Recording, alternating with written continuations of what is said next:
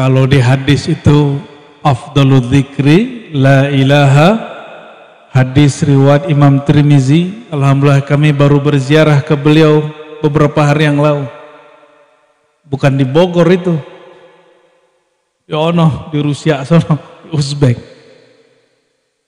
Hadis ini menyebutkan afdalul dzikri, seafdol-afdolnya zikir adalah la ilaha. Berarti afdaluz zakirin, seafdol-afdolnya orang yang berzikir siapa? Ahlu la ilaha illallah. Jadi kalau mau tahu siapa orang paling afdal di dunia, afdalul khalqi ba'da Rasulillah sallallahu alaihi wasallam, hum ahlu la ilaha illallah. Orang yang paling mengerti la ilaha, lalu orang yang paling sering mewiridkan la ilaha illallah. Kenapa mengerti lebih tinggi daripada mewiridkan? Karena banyak yang baca nggak paham. Lebih baik baca sekali, zauknya tembus ke dalam sir, daripada baca 1000 kali tapi nggak jelas, ngawang kemana-mana. Ya, semoga zikir yang tadi Allah hantarkan ke dalam kolbu, Allah kekalkan di dalam fuad dan sir kita, dan Allah jaga sampai kita berpulang nanti. Amin ya rabbal alamin. Dzaqa ta'mal iman man radiya billahi rabba. Baru manis zikir kalau sudah ridho. Tadi pegel nggak kakinya? Ridho nggak? Kalau nggak ridho nggak nikmat zikirnya. Ya, waduh, Abu ya ini lama bener zikir. Udah nggak ridho tuh sudah. Ya.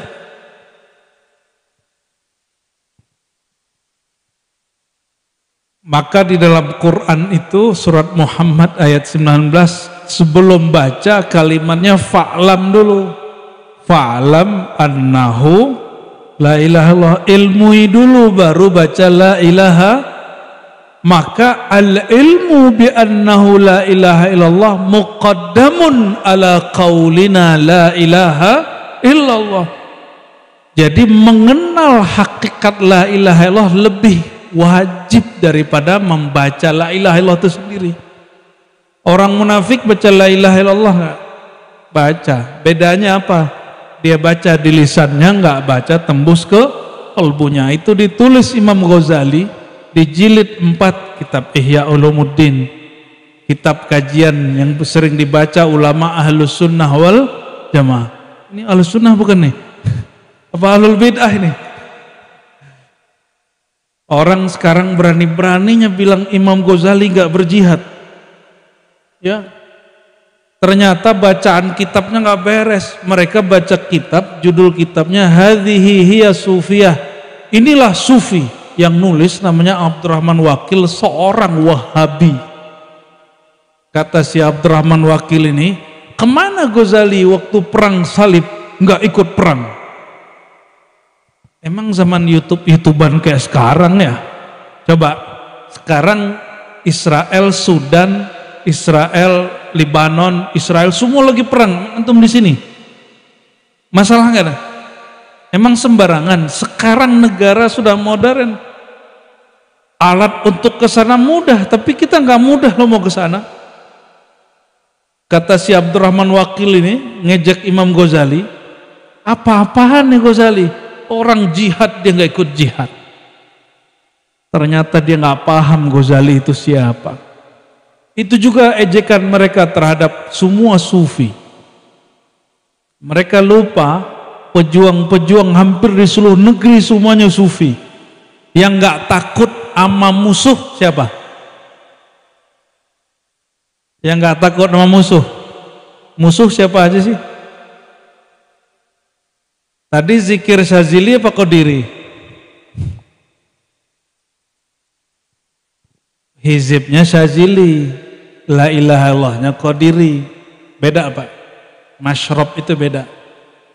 Kayak gini nih, giliran baca la ilallah pakai gelas ini, pakai botol ini, pas baca doanya, hizibnya pakai hizib bahar.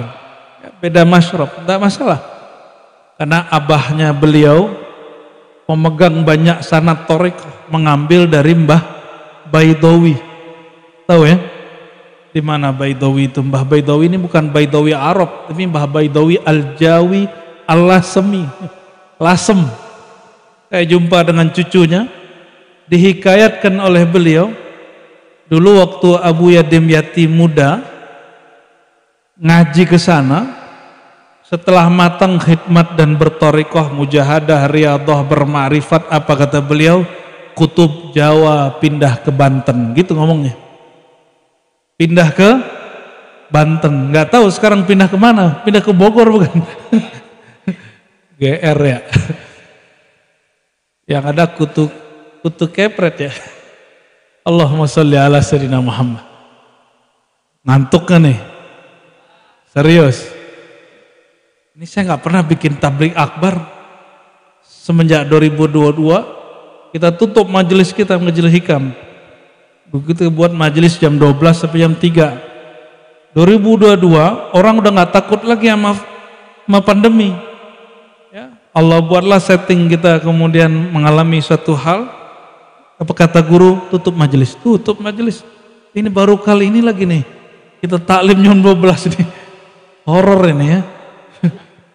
Taklim horor nih begini nih.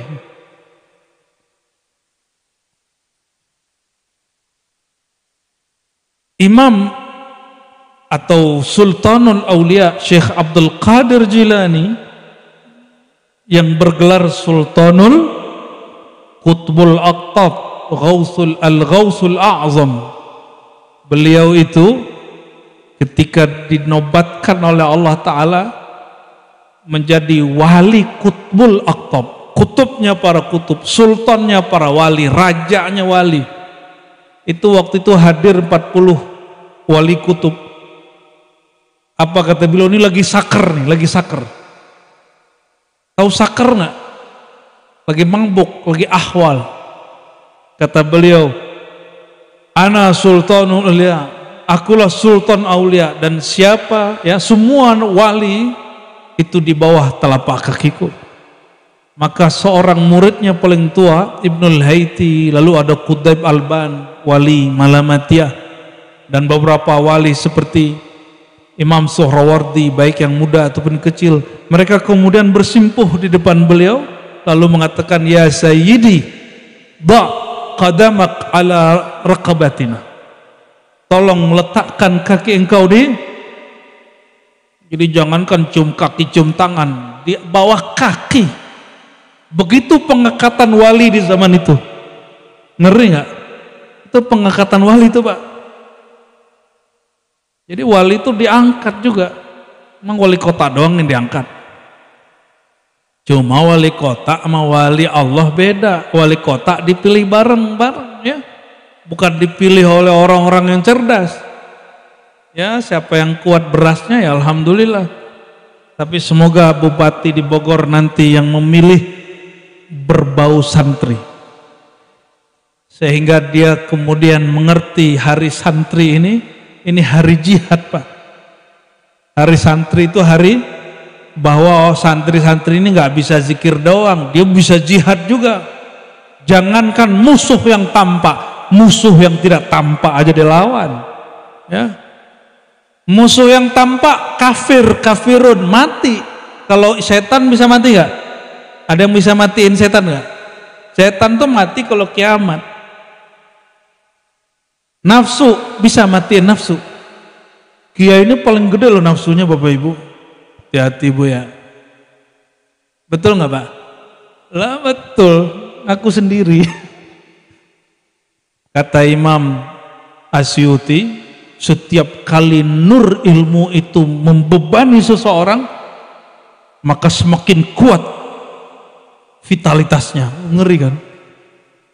Imam Syuuti itu ngomong, bukan aku yang ngomong, Pak. Allahumma sholli ala Muhammad. Kecuali sudah uzur, itu lain ceritanya. Coba Belanda musuh kita dulu nggak? Jepang berapa tahun? 2,5 tahun. Berakhir nggak? Berakhir. Coba setan udah berakhir belum melawan kita? Nafsu udah berakhir belum? jadi musuh kita? Belum. Maka nanti buka kitab Al-Ghunyah karya Sultanul Aulia Syekh Abdul Qadir Jilani. Ada satu fasal judulnya Mujahadatun Nafs, Mujahadatus Syaitan. Apa kata beliau? Kamu bedakan. Ini bukan untuk mengatakan gak usah jihad melawan yang zahir, bukan.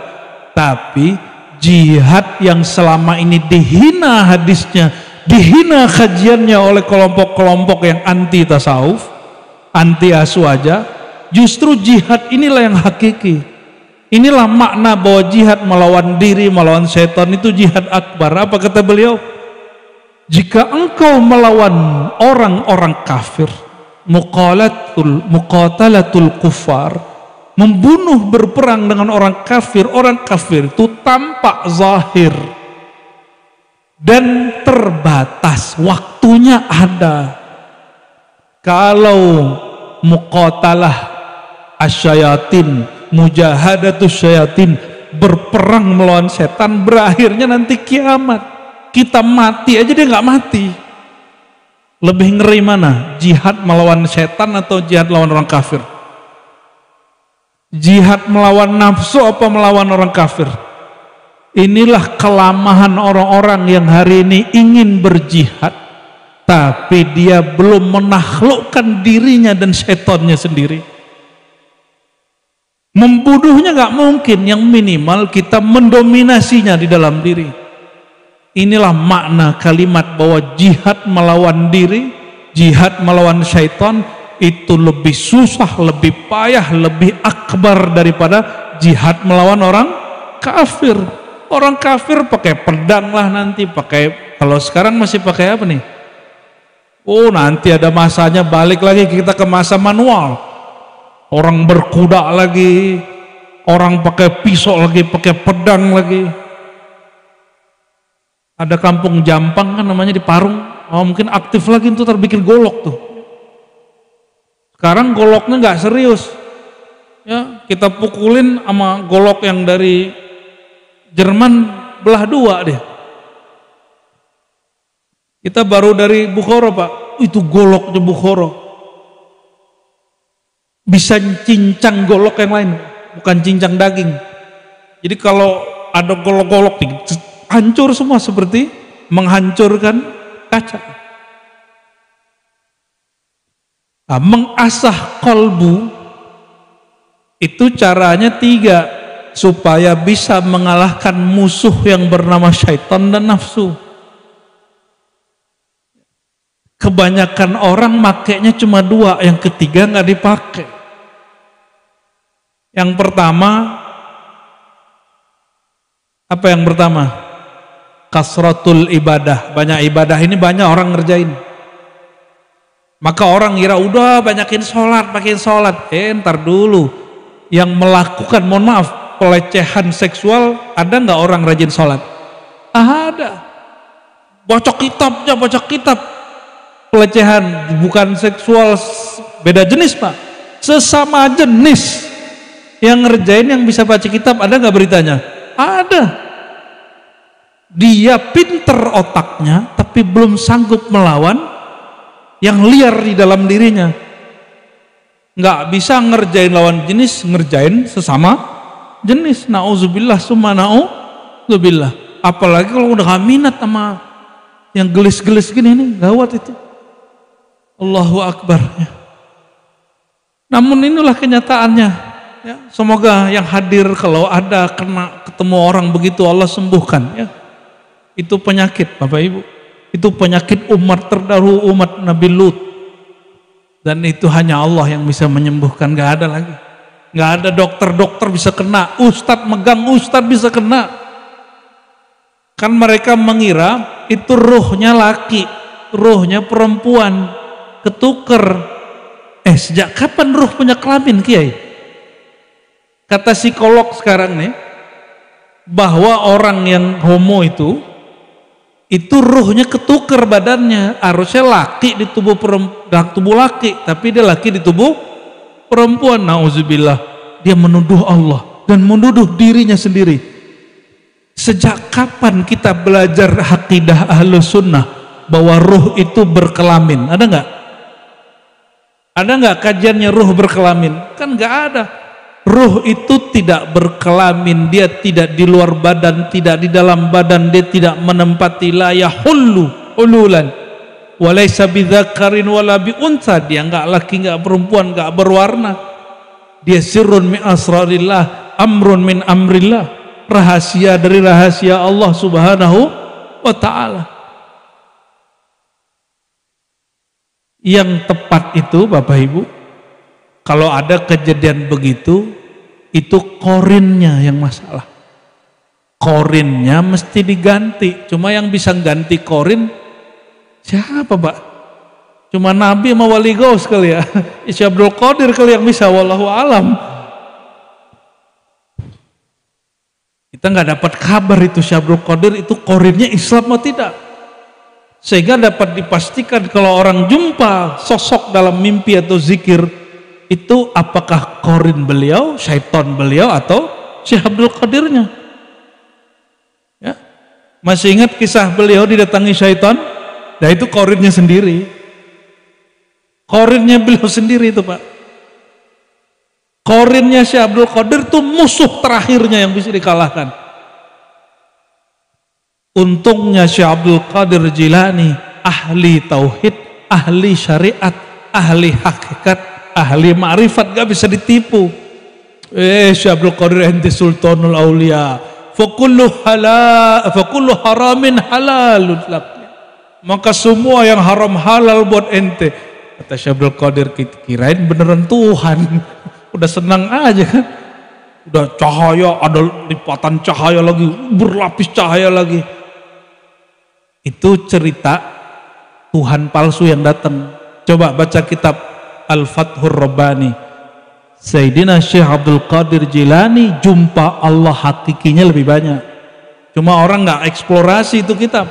Yang dieksplorasi cerita yang di kitab Manaqib, bahwa dia didatangi oleh sosok yang mengaku Tuhan, lalu yang mengaku Tuhan menghalalkan yang haram, maka beliau mengatakan, oh ente bukan ilah, bukan Allah, tapi ente syaitan. Ya, mana ada Allah itu merubah syariat setelah Nabi Muhammad sallallahu alaihi wasallam. Apa kata Syekh Abdul Qadir di kitab Al-Ghunyah? Melawan atau berjihad melawan jiwa yang jahat dan syaitan yang dilaknat itu lebih berat daripada melawan orang kafir Israel, lebih berat. Ini coba lihat, cuma beda ormas orang bisa tengkar loh urusan isu Palestina. Benar nggak? Masih ingat nggak dulu? Mana yang baju-baju loreng tadi? Ya. Banser dulu pernah bakar, nyopot bendera yang tulisan la ilaha illallah nggak? Itu dikafirkan nggak Banser? Ya, tinggal kita tanya, ente bakar kalimah atau bakar bendera orang yang ikut aliran sempalan? Coba kalau bakar la ilaha illallah hukumnya apa? Apa hukumnya? Emang langsung kafir? Ntar dulu. Sayyidina Utsman bakar dan bahkan kubur mushaf, kafir nggak? Habis beliau menyalin dengan timnya Zaid bin Sabit 6 bahkan 7 mushaf, semua mushaf para sahabat ada yang dibakar, ada yang ditanam antara mihrab Nabi SAW dan hujrah Nabi Muhammad SAW. Itu kafir nggak? Tergantung niatnya. Innamal a'malu bin niat. Ini main kafir-kafir aja ya. Emang sekarang zamannya orang main kafir-kafir kan ya. Itu tanda jiwanya belum beres. Beda faham dikit kafir. Tanda jangankan mau jihad sama orang kafir, jihad melawan dirinya sendiri dia belum beres, maka dia mengkafirkan, menghalalkan darah saudaranya sendiri. Nah ini PR kita nih para kajengan, para kiai ya. Tadi apa kata beliau? Melawan orang kafir ada masanya nggak? Kata orang Belanda 350 tahun, itu benar. Itu mah di Sunda Kelapa doang Pak. Di Aceh orang Aceh nggak nyampe 30 tahun doang. Ya, bener nggak? Orang Aceh berapa tahun? Hanya 30-an tahun. Orang Aceh nggak mau disebut kami dijajah 350 tahun, itu mah cuma Sunda Kelapa, bagian-bagian Batavia sekarang itu. Melawan Belanda ada ujungnya. Dulu orang-orang tarekat diajarin tarekat Rifaiyah, Qadiriyah, debus perang, nyampe ketemu bedil takut deh. Lupa dia sama Allah SWT. Sebelum ketemu bedil, gorok-gorok badan nggak ada apa-apa, Pak. Ya, debus. Jangan dikira debus punya setan ya. Debus itu lahir dari rahim tarekat sufi. Syekh Abdul Somad Palembang, pernah dengar? Syekh Abdul Somad Palembang itu nggak bisa dibunuh Belanda, Pak. Ditusuk nggak bisa, ditembak nggak mati. Mirip-mirip si Pitung ya, tapi nggak pakai jimat dia nggak. Ketika beliau kemudian ke keluarganya di negeri Patani di Syam, ketahuan kelemahannya, maka beliau digorok, dipisahkan badan dan palanya. Maka kuburannya di sana agak ambigu juga. Ya, rahimallahu wa qaddasallahu sirrah. Ya, murid dari Syekh Samman ya Al-Madani. Jadi Bapak Ibu, hari santri itu bagi saya itu mengingatkan kita mengenai asasul jihad. Bukan hanya lagi jihad. Kalau jihad Belanda udah selesai ya. Jihad Jepang udah selesai belum? Oh, dijajah Toyota sekarang ya. Dibilang jajah make. Berarti bukan dijajah, menikmati ya. Orang Jepang, Pak, jarang punya mobil kayak kita. Motor aja kayaknya nggak punya. Mereka lebih senang naik kereta. Kenapa? Mobil pajaknya mahal, motor pajaknya mahal. Orang Indonesia pajaknya rendah, makanya pada demen ngeredit. Innal kredita minal iman. Hadis palsu. Keluar turunnya di Gunung Salak, wangsit malam ini. Allahumma sholli ala Muhammad. Kayaknya kalau nggak ada kredit itu hidup kayaknya nggak bahagia gitu. Hidup kita Indonesia emang santai, bener nggak santai? Musim cuma 2 aja, hujan mau hujan lagi, bener nggak? Panas atau panas? Kalau di negeri subtropis musimnya 4. Orang hanya bisa cocok tanam di musim tertentu. Maka mereka kalau nanam padi atau apa nggak bisa sembarangan. Harus disimpan. Kalau kita nggak tahu hari, nggak tahu bulan, bisa nanam kapanpun. Saudara-saudari yang muliakan Allah, jika jihad ini udah jelas, mau pelajaran apa lagi? Jihad melawan Belanda ada batasnya. Tapi jihad melawan diri, jihad melawan syaitan sampai kiamat gak berhenti-berhenti. Inilah yang dimaksud Imam Ghazali. Jadi jangan dikira Imam Ghazali nggak ngomong jihad. Apa kata beliau dalam kitab Ihya jilid 4 ya, bahwa jihad melawan diri itu akbar daripada jihad melawan orang kafir. Oh, hadisnya palsu, Tat. Oke, ente mau hadis yang sahih? Ada di Bukhari. Al-mujahidu man jahada hawa. Masih kurang. Mujahid hakiki itu yang berjuang melawan hawanya. Ini hadis sahih ada di Bukhari. Masih kurang? Masih kurang? Walladzina jahadu fina lanahdiyannahum. Quran ini. Maka di Quran itu ada jihad fi sabilillah, ada jihad fillah. Apa bedanya? Jihad fi sabilillah ngelawan yang ketampak. Kalau jihad fillah itu jihad melawan, memenangkan Allah di dalam diri, melawan selain Allah di dalam diri. Makanya orang yang kalau jihad fillah lanahdiyannahum subulana, lapang pikirannya, lapang dadanya, bisa-bisa dia punya pemahaman yang banyak. Lanahdiyannahum subulana itu namanya laduni. Mau dapat laduni nggak? Laduni itu bukan kebal bukan laduni. Gitu. Itu bukan laduni, Pak. Itu pernapasan ya. Kadang bisa kerja dia, kadang nggak bisa bekerja juga dia. Ya, ada yang bisa begitu, turun kentut keluar sama ambean. Allahumma sholli ala Muhammad.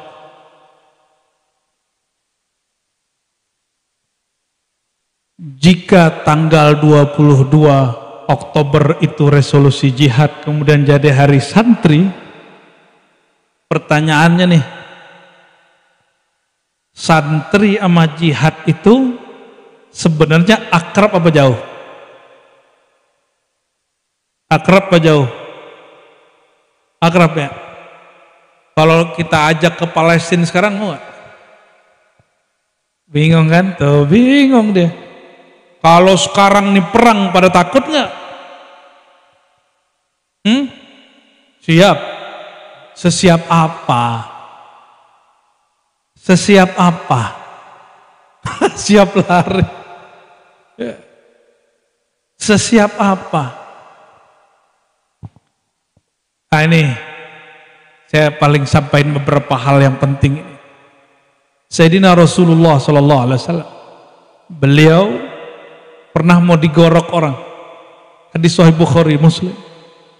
Lagi santai-santai pulang pergerakan dari satu tempat mau pulang ke Madinah, tahu-tahu musuh masih ada, ternyata masih musim perang. Beliau istirahat di bawah pohon. Apa yang terjadi? Ada orang menghunuskan pedang di lehernya, tapi anehnya nih orang nggak langsung. Dia pasti penasaran sama sisi Rasulullah SAW. Apa kata dia? Ya Muhammad.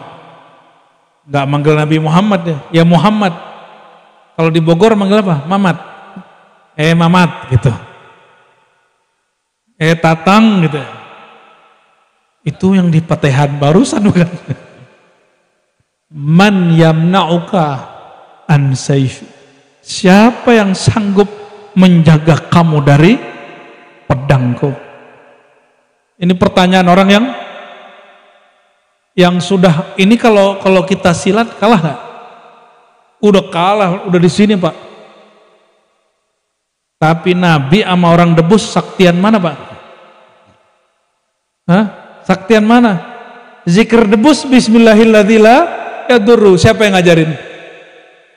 Ya Nabi masih perlu baca nggak? Nabi masih perlu baca nggak? Nabi itu orang yang disebut dalam hadis qudsi, inna auliyai, kekasihku, wahai bai, ya, man zukiru bidzikri wa zukirtu bidzikrihim. Itu kekasih Allah dan kekasih sejati Allah Nabi Muhammad SAW. Orang yang jika ya zukiru, mereka diingat ketika aku disebut. Ketika aku disebut mereka diingat, ketika mereka diingat aku disebut. Ini ciri-ciri wali Pak. Sudah punya guru begitu belum? Kita ingat dia langsung kita tembus ingat Allah. Kita ingat Allah kita langsung ingat guru kita. Itu antum punya guru wali tuh. Capek-capek cari wali ke Arab, ada wali di negeri kita. Ya. Allahumma sholli ala sayyidina.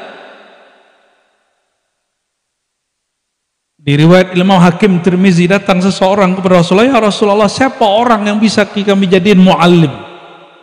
Orang terbaik paling pantas jadi muallim. Apa jawaban beliau? Orang kalau kamu pandang dia, kamu ingat Allah.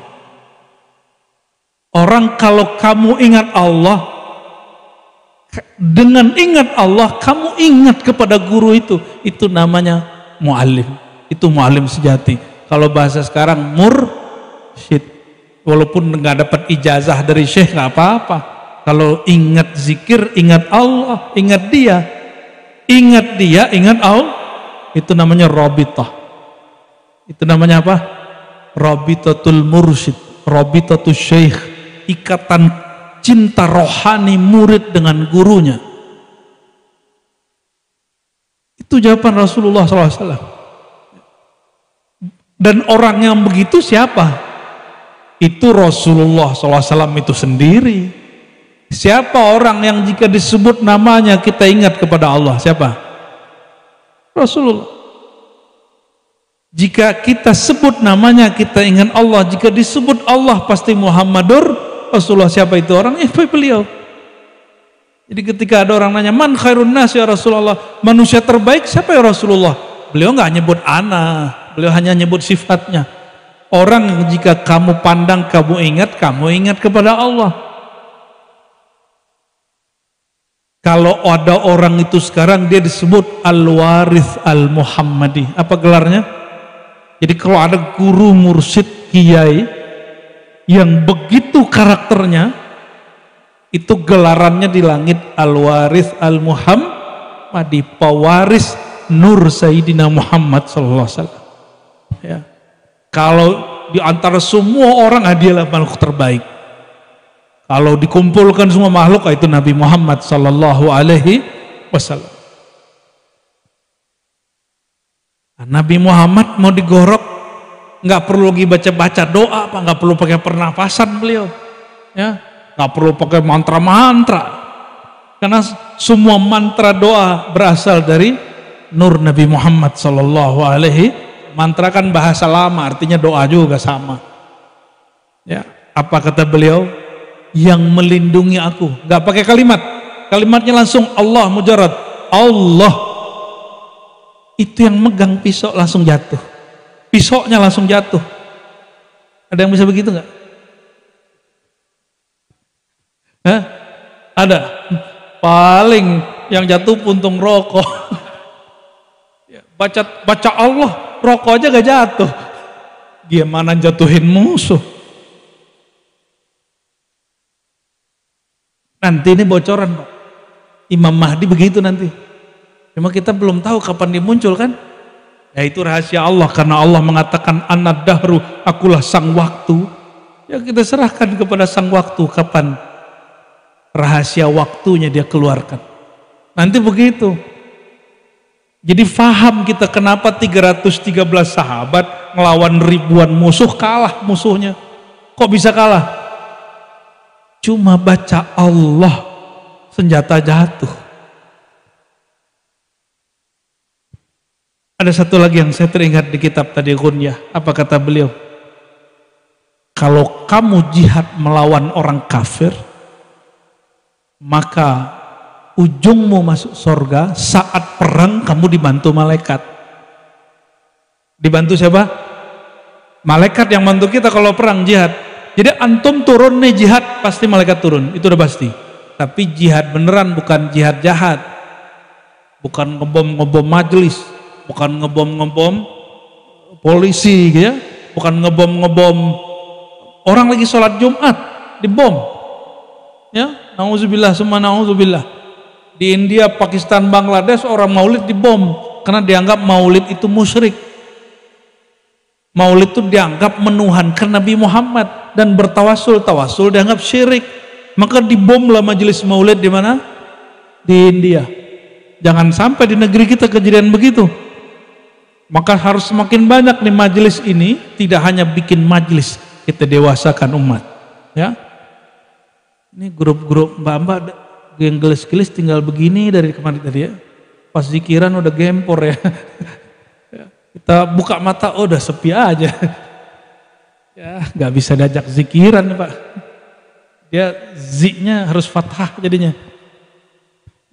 Jangan dibaca. Allahumma sholli ala sayyidina Muhammad.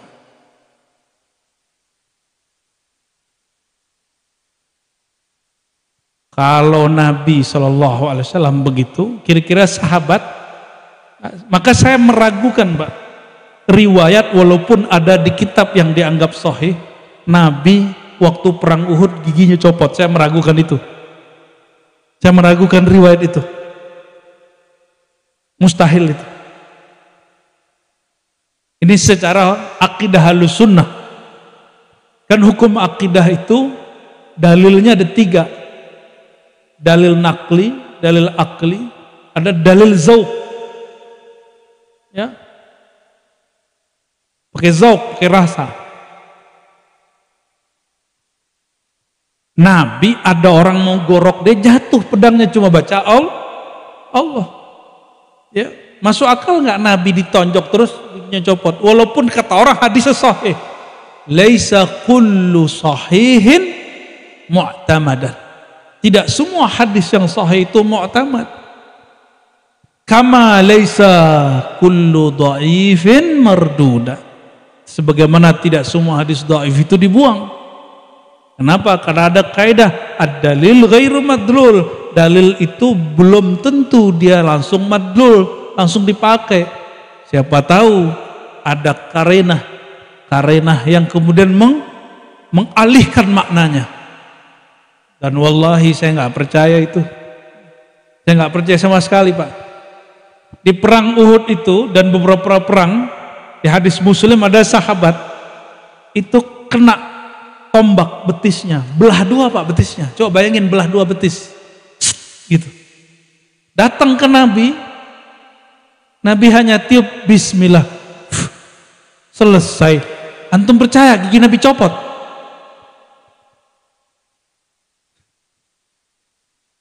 Maka tidak semua riwayat itu kita bisa terima.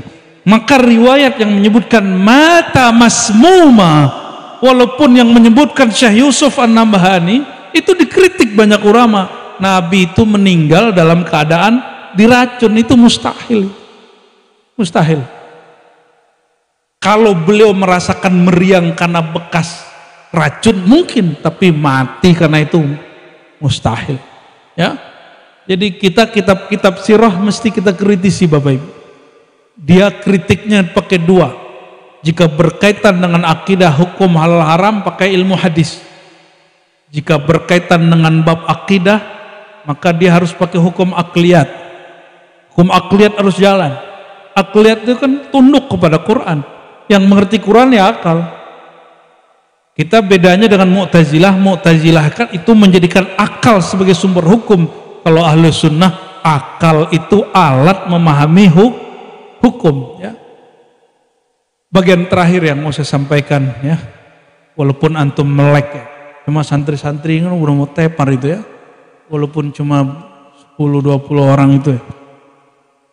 Itu bukan pura-pura, hakiki itu, bukan majazi itu, ya, benar nggak? Itu tidur hakiki apa majazi?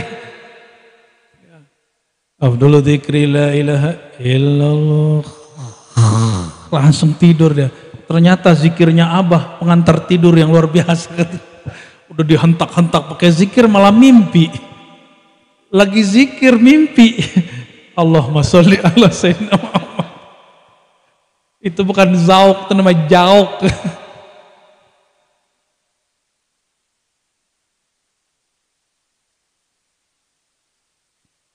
Nabi Muhammad SAW ketika menyebutkan afdalul dzikri la ilaha illallah, zikir yang paling hebat itu la ilaha, apa tadi mafhumnya? Orang paling hebat itu ahlu la ilaha. Ahlu la ilaha Allah itu ada yang ahli waca, ada yang ahli riyadhah, yang paling tinggi yang ketiga Bapak Ibu, al-alim bila ilaha illallah. Itulah makna ayat fa'lam annahu la ilaha illallah. Oleh karena itu belajar hakikat la ilaha illallah wajib hukumnya. Al-ilmu bila bi annahu la ilaha illallah ini juga ada beberapa macam. Ada al-ilmunya, ilmu tentang la ilaha itu berdasarkan dalil nakli, ada akli, itu sudah ada di pesantren. Yang ketiga itu cuma ada di pesantren khusus, yaitu khusus ngaji zikir, ngaji makrifat. Pesantren yang belajar ilmu makrifat. Ini bedakan ahli zikir sama makrifat. Banyak orang zikirnya ribuan tapi makrifatnya kacau. Yang kita maksud yang dia mengaji makna la ilaha illallah. Saya mau tanya, makna la ilaha illallah sudah tuntas atau belum tuntas? Belum tuntas. Sebagaimana bismillahirrahmanirrahim sampai hari ini tafsirnya belum tuntas. Kata Sayyidina Ali, itu bismillah kalau aku mau tafsir bisa 40 ontak bawa kitabnya. Bismillah doang. Tapi yang beliau ringkas jadi satu jilid dari kitab Mafatihul Ghaib. Itu baru ringkasan dari 40, kira-kira 40 jilid daripada tafsir bismillahirrahmanirrahim. Apa maksud kami menyebutkan ini? Kalau ahli zikir sudah banyak dari dulu, ahli fikir sudah banyak dari dulu, tapi al-alim bizzikri wal mazkur, orang yang mengenal apa yang dia zikirkan dan siapa yang dia sedang sebut zikir namanya, itu yang jarang. Maka afdalu az-zakirin al-alim billah a'lamuhum billah. Di antara ahlu la ilaha illallah yang paling mulia adalah orang yang paling mengenal makna hakikat la ilaha illallah. Ilmu itu dia di dalam ruh, bukan di kesaktian tubuh. Maka pencirian orang punya ilmu ini, dia bisa menyembunyiin ilmunya. Tapi Bapak Ibu, digoyang dikit, kalau air digoyang keluar nggak? Gelas ini digoyang, keluar nggak? Kalau isinya kopi, keluarnya hitam apa putih?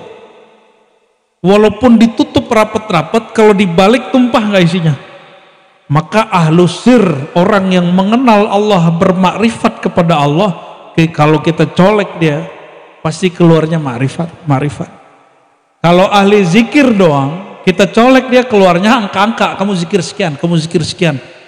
Maka kata Ibnu Athaillah Sekandari, gurumu yang sebenarnya bukan yang ngasih angka. Gurumu yang sebenarnya berapapun angka yang dia kasih, tapi terasa ringan bagimu. Kenapa? Karena engkau mengenal hakikat yang engkau baca. Jadi kalau datang ke kiai jangan minta ijazahan doang. Kalau datang ke kiai, datang ke mursyid, mintanya makrifat yang dibaca. Ini yang mahal.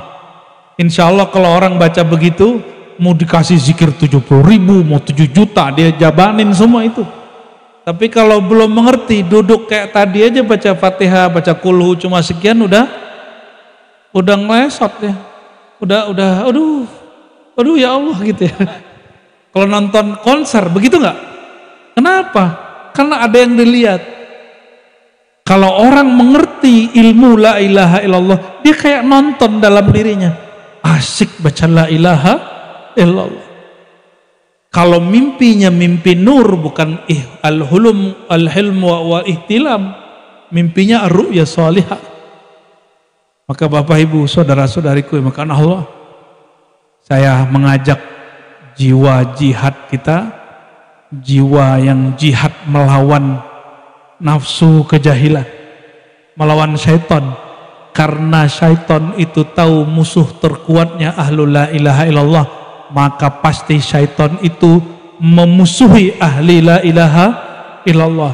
Maka kalau dia pinjam wajah ustadz, dia pinjam lisan ustadz, si ustadz nanti bid'ahin zikir la ilaha. Udah ada belum ustadz bid'ahin zikir la ilaha illallah? Udah ada belum? Udah banyak belum ustadz menyesatkan, menganggap bid'ah berthariqah? Udah banyak.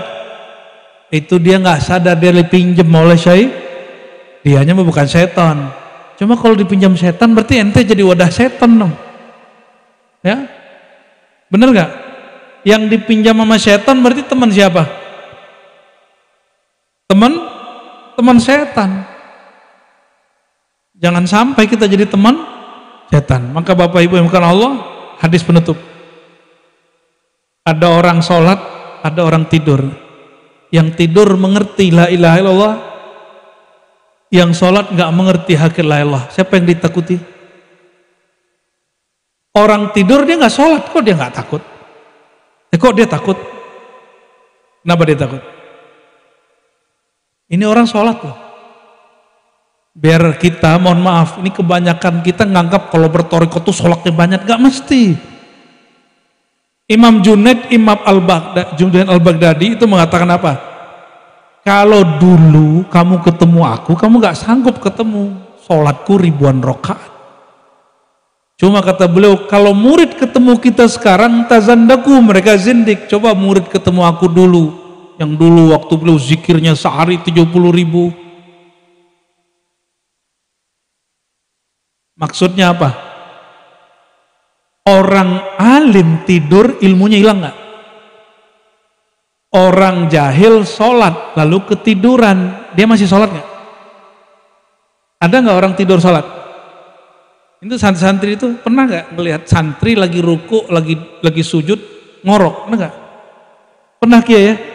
Dia sujud tapi nggak balik-balik ya. Dan yang paling canggih, lagi berdiri waladhdallin amin dia bisa tidur. Kita juga heran itu. Kayaknya ada rumusan fikih terbaru itu Kiai. Panak kali dia. Panak filala atau panak finnaum. Maksudnya apa? Orang jahil kalau dia tidur dia nggak bisa sholat.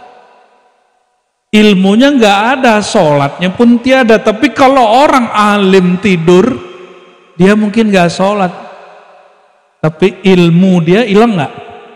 Coba kiai-kiai ini kalau tidur bisa nggak? Kita getok-getok kepalanya biar ilmunya kitabnya copot, bisa nggak? Kan nggak bisa. Mau jatuh 1000 kali juga nggak hilang ilmunya. Kecuali kita hilangin kepalanya. Kalau itu hilang semua. Ya, innallaha la yaqbidul ilma intiza'an lakin yaqbidul ilma biqabdil ulama. Kalau ngilangin kepala berarti kita membunuhin mereka, hilang sama ilmu-ilmunya. Bapak Ibu yang bukan Allah, ciri kiamat itu ilmu sedikit, jahil menebak. Maka jangan sampai kita termasuk orang yang jahil dengan la ilaha. Mulai buka Bapak Ibu kitab-kitab yang mulai tebel ya. Kifayatul Awam kita buka ya, apalagi Ummul Barahin kita buka Bang.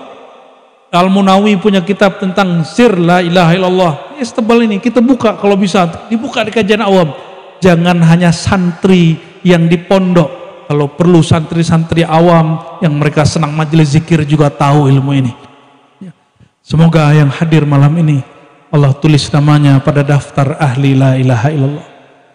Allah tulis namanya pada nama orang-orang yang mengenal hakikat la ilaha illallah Muhammad Rasulullah. Allahumma ja'alna min ahlika, Allahumma ja'alna min ahlillah, Allahumma ja'alna min ahlil Quran, Allahumma ja'alna min ahli la ilaha illallah, Allahumma ja'alna min ummati sayyidina Rasulillah, Allahumma ja'alna min ahli man syafa'ahu habibuka Rasulullah sallallahu alaihi wasallam.